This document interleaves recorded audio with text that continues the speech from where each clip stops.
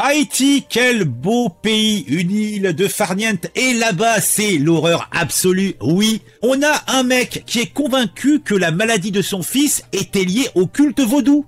Eh ben, donc ce puissant chef de gang a organisé une liquidation de masse. Oui, il a flingué principalement des vieillards sans défense qui ont été massacrés, et ça fait bien plaisir.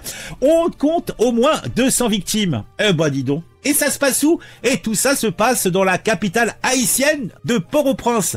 Et là-bas, pourtant, il fait bon vivre. On mange pas tous les jours. Certains se nourrissent de petites galettes faites avec de la vase et un peu de sel dessus. Eh ben, ça remplit bien le bidon. Bon, après, c'est vrai que t'es un petit peu constipé, mais ça remplit bien le bidon. En tout cas, là-bas, tu as des rues baignées de soleil. Eh oui. Et il y a de la musique. Et là, franchement, on serait un petit peu étonné que c'est là-bas qu'il se passe des choses aussi vilaines. Alors, à Port-au-Prince, je vais vous en parler, il y a un chef de gang qui a été convaincu, alors par qui, par quoi, je ne sais pas, que la maladie de son fils était liée à un culte vaudou. Alors, pour, casser le mauvais sort, il a décidé de massacrer la population en masse.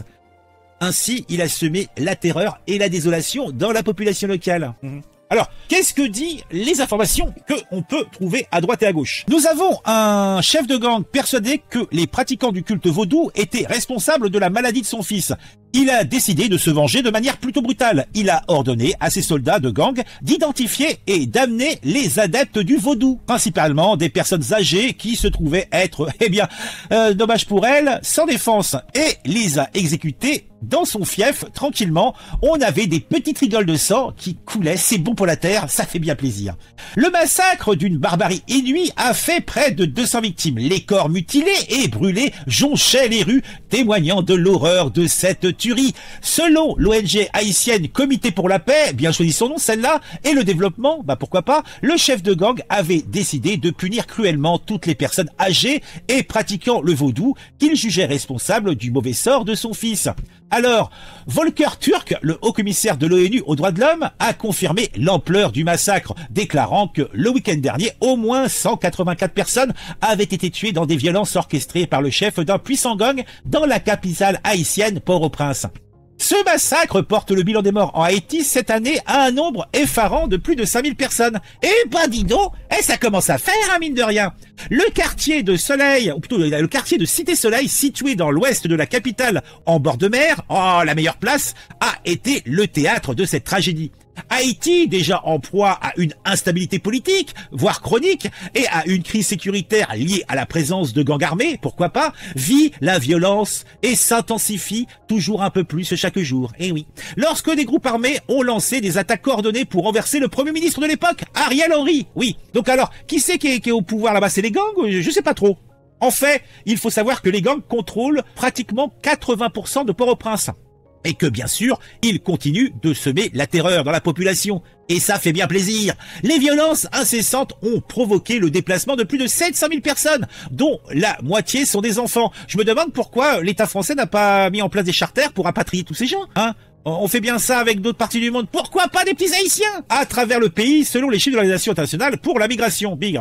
Le gouvernement haïtien, soutenu par l'ONU et Washington, dénonce fermement le massacre. Oh bah tiens, qualifiant l'acte de barbare et d'une cruauté insoutenable. C'est clair que tu prends des vieux dans la rue, tu dis tu fais du vaudou, tiens quick.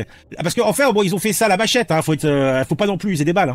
Le secrétaire général de l'ONU, Antonio Guterres, on le connaît celui-là, appelle les autorités haïtiennes à mener une enquête minutieuse. Avec minutieuse l'enquête, et à s'assurer que les auteurs de ces violations des droits humains soient traduits en justice.